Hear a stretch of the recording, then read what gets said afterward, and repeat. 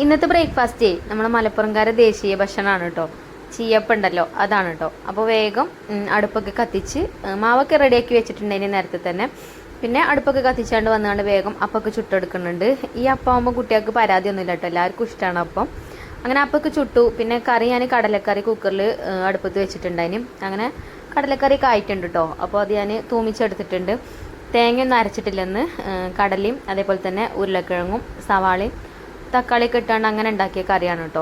അപ്പോൾ കറിയൊക്കെ സെറ്റായി. അപ്പോൾ തന്നെ അപ്പം ചുടലും കഴിഞ്ഞു. പിന്നെ ചോറിനുള്ള വെള്ളം അടുപ്പത്ത് വെച്ചു. അപ്പം ഇനി ഉപ്പേരി ഉണ്ടാക്കാൻ ചീരയാണ് കേട്ടോ. കുട്ടികൾക്ക് സ്കൂൾ കൊണ്ടുപോകാനും കൂട്ടാൻ വേണം. അപ്പോൾ ചീരയൊക്കെ ഞാൻ നല്ലോണം മണ്ണൊക്കെ കളഞ്ഞ് കഴുകിയിട്ടുണ്ട്. ഇത് ഫ്രഷ് ആയിട്ടുള്ള ചീരയാണ് കേട്ടോ.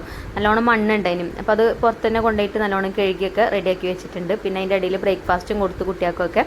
അപ്പോൾ അതാ ചീര ഞാൻ കട്ട് ചെയ്തെടുക്കുന്നുണ്ട്. ഈ ചീരൻ്റെ തണ്ടും പരിപ്പൊക്കെ ഇട്ടുകൊണ്ട് കറി ഉണ്ടാക്കിയാൽ നല്ല ടേസ്റ്റാട്ടോ. ഞാനിപ്പോൾ ഇത് തോരൻ വെക്കാൻ വേണ്ടിയിട്ടാണ് കട്ട് ചെയ്തിട്ടുള്ളത്. അപ്പോൾ ഇനി പിന്നെ ഒരിക്കൽ ചീര വാങ്ങുമ്പം ചീരൻ്റെ തണ്ടും പരിപ്പൂട്ടിട്ടുള്ള കറിൻ്റെ റെസിപ്പി കാണിക്കണ്ട കേട്ടോ. അപ്പോൾ ഇതാ ചോറൊക്കെ വെന്ത് ഊറ്റിയിട്ടുണ്ട്. പിന്നെ ഞാൻ വേഗം നമ്മളെ ഇരുമ്പിൻ്റെ ചട്ടിയൊക്കെ അടുപ്പത്ത് വെച്ചേക്ക് വെളിച്ചെണ്ണ ഒഴിച്ചു കൊടുത്തു. ചെറിയൊരു കഷ്ണം സവാള കട്ട് ചെയ്തിട്ട് അതിട്ടിട്ടൊന്ന് മൂപ്പിച്ചെടുത്തിട്ടുണ്ട്. പിന്നെ പച്ചമുളക് ചതച്ചതും കുറച്ച് മഞ്ഞൾപ്പൊടി ഇട്ട് കൊടുത്തു. പിന്നെ കട്ട് ചെയ്ത് വെച്ച ചീരി ഇട്ട് കൊടുത്തു, ഉപ്പ് ഇട്ട് കൊടുത്തു.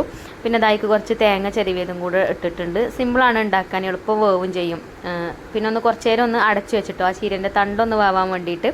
അങ്ങനെ ചീരോപ്പേരി ആയി. പിന്നെ കാവത്ത് ഉണ്ടായിനും, അടുത്ത വീട്ടിൽ നിന്ന് കിട്ടിയതാട്ടോ. കാവത്ത് കാച്ചിലി എന്നൊക്കെ പറയും, നമ്മളവിടെ കാവത്ത് എന്നാണ് പറയാറ്. അപ്പം ഇതും മീൻകറി ഉണ്ടാക്കേണ്ടി ഞാൻ. അപ്പോൾ അത് വേഗം അതിൻ്റെ തൊലി കളഞ്ഞ് കട്ട് ചെയ്തെടുത്ത് ഇതാ ഒരു മൺചട്ടിക്ക് ഇട്ട് കൊടുത്തിട്ടുണ്ട്.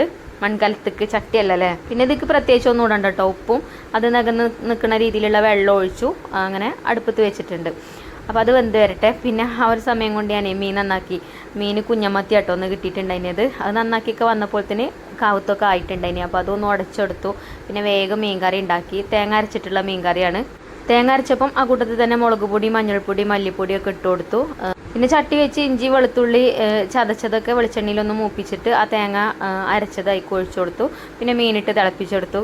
പിന്നെ ഉലുവയും കടുകൊക്കെ ഇട്ടാണ്ട് കടുക് വറുത്തെടുത്തിട്ടു. അത്രേ ഉള്ളൂ മീൻകറി.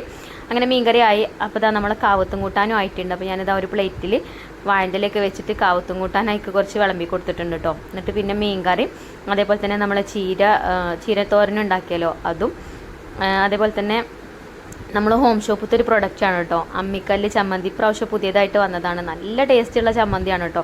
അപ്പോൾ അതും ഞാൻ കുറച്ച് എടുത്തിട്ടുണ്ട്. അങ്ങനെ ഒക്കെ കൂടെ കൂട്ടിക്കുഴച്ചാണ് കഴിച്ചിട്ടോ. നല്ല ടേസ്റ്റ് ഉണ്ടായിന്. പിന്നെ അങ്ങനെ ഓരോ വറ്റുള്ള കഞ്ഞി ഉണ്ടായിന് കേട്ടോ. അത് ഞാൻ വീഡിയോയിൽ കാണിച്ചിട്ടില്ല, കുറച്ച് കഞ്ഞി എടുത്തിട്ടുണ്ടായിന്.